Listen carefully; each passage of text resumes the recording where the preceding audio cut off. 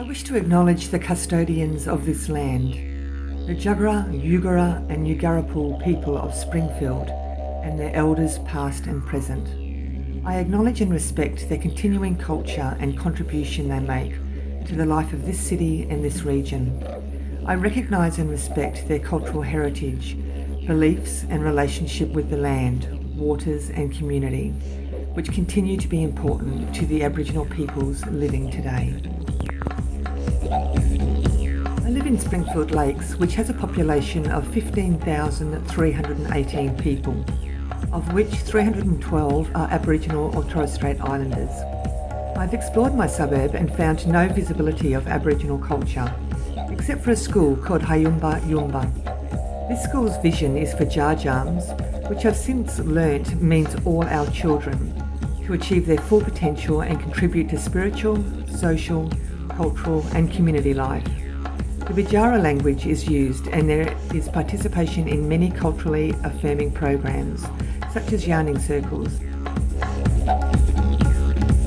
Springfield is made up of several lakes, many bush areas and extensive parklands. The connection to land gives Aboriginal people their identity and sense of belonging. I do question why there are no signs acknowledging the traditional owners of these lands, or if the community even appreciates the rich culture that was once here.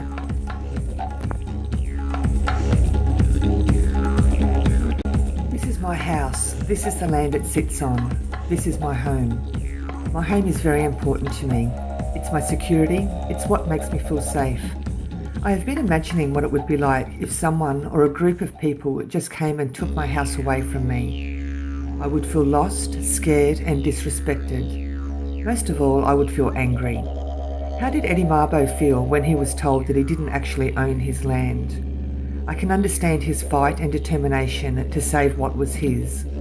It makes me reflect on how Aboriginal and Torres Strait Islander people felt over the last 2 centuries, with their land and way of living being stolen from them by oppressive means. I've been to the Northern Territory several times and have visited Kakadu and many outback regions. I felt like I was familiar with Aboriginal culture from our tour guides, but in reflection it was only surface knowledge through the eyes of a tourist. I, in many ways, am ignorant to the many lenses of Aboriginal traditions and culture. This reinforces my cultural humility in wanting to know more and to have an appreciation of others. Living in Springfield Lakes, I had never taken the time to acknowledge the traditional owners, and I to some degree see myself as a mere tourist.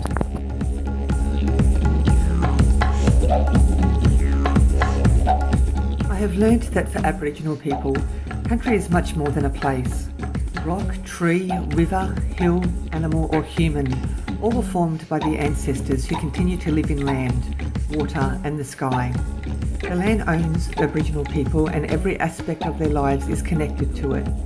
The connection to land gives Aboriginal people their identity and a sense of belonging. In regards to my social work degree, I value the words from Auntie Lilla Watson. If you have come here to help me, you are wasting your time. But if you have come here because your liberation is bound up with mine, then let us work together.